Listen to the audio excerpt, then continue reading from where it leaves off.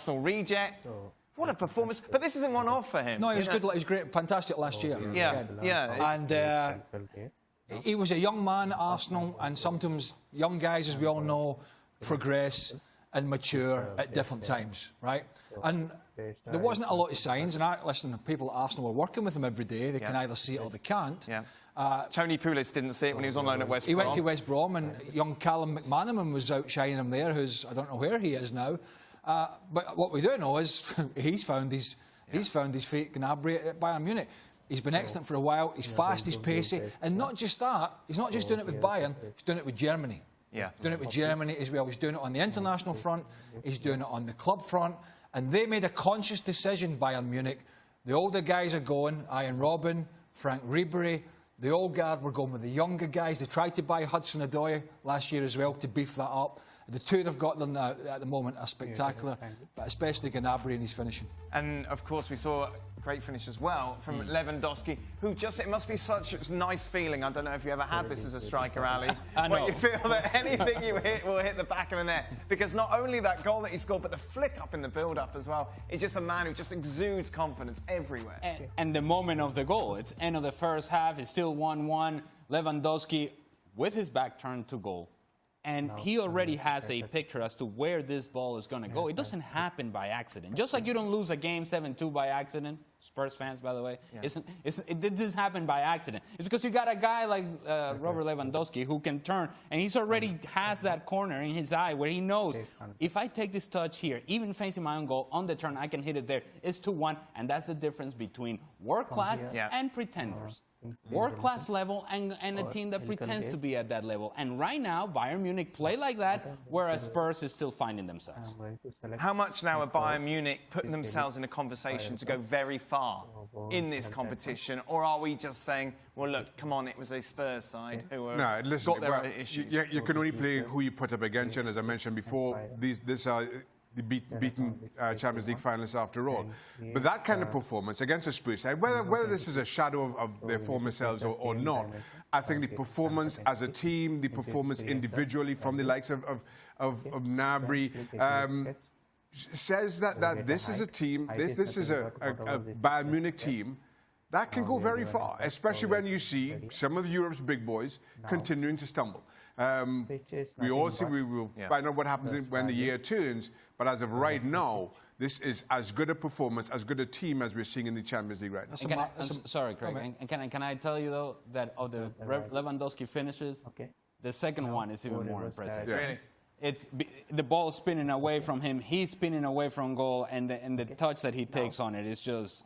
It's just a different level. And again, there is a difference in terms of the level of play here that was very evident and very clear. And that's why Bayern Munich becomes, yes, a candidate. However, we have waited from this sort of performance by Robert Lewandowski in the latter stages of the competition, and it hasn't happened. So let's wait till we get there. Coutinho is an extremely important pawn in this chess piece for them now. We talked about the wide guys.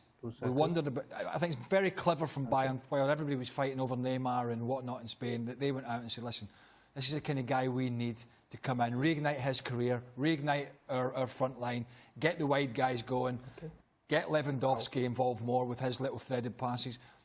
They are going to be a threat, no doubt. They're Achilles' heel, and the only reason, in my opinion, is if they don't win the Champions League, will be the back line. Yeah. That, if they don't sort the back line out, I don't think they'll win the Champions League. Everything else in the team, I haven't got a problem. Now, here's a question which today's result inevitably leads to. Will Spurs get out of this group?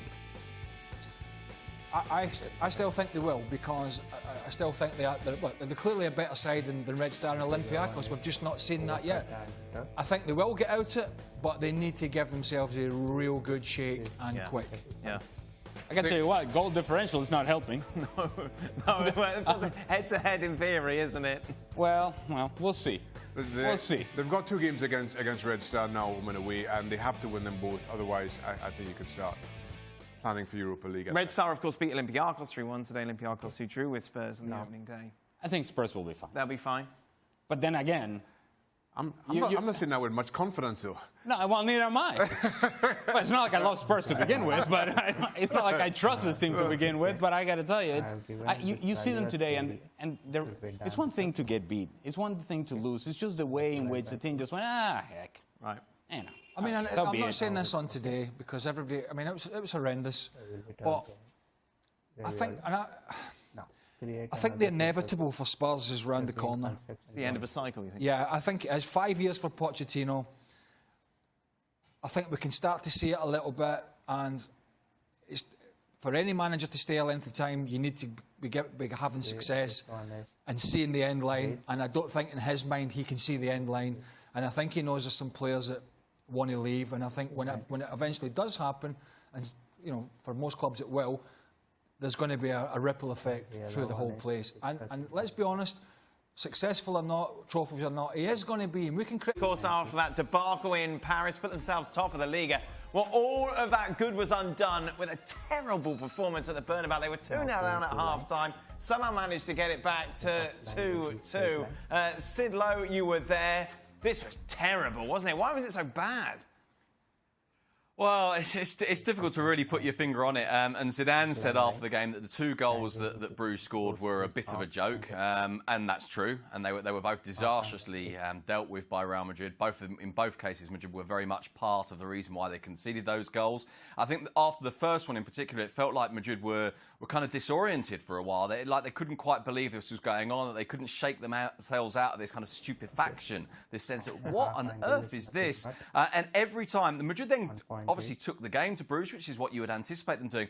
But every single time that Bruges went forward, which obviously wasn't a huge amount, but when it happened, Madrid looked really, really vulnerable. And there's a really good save from Courtois early in the first half. There's another time when Bruges are racing away and the flag goes up, I think, wrongly. They score 2 goals in the first half. Madrid missed 1 or 2 semi-good chances. One very, very good chance to Toni Kroos, and there's a brilliant save from Mignolet. And then, of course, you get the second half reaction.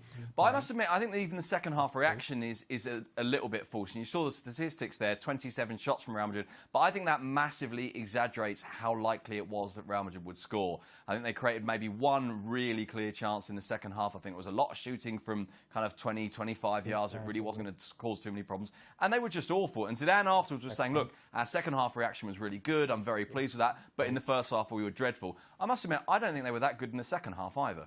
How does this happen? A team that has had so much success with these players, Kroos, Casemiro, Modric, all in the midfield, Ramos, Varane, all have won everything. They were terrible today. Yeah, Lucas Vazquez looked as if he'd just been pulled out of the crowd as well. And Eden Hazard as well. Eden Hazard had some more touches in the second half, but that was only because he had hardly any in the first half. He was invisible. But, you know, what they did, Nacho got the hook at half-time. Courtois went off because he was supposedly ill. Areola, as Sid mentioned, made a great save from a Ramos mistake in the second half. Otherwise, it was 3-0. Game dead and buried. The one that he's talking about said he looked the offside that was given in the first half. The player to me looked as if he was still in his own half or he was through on goal.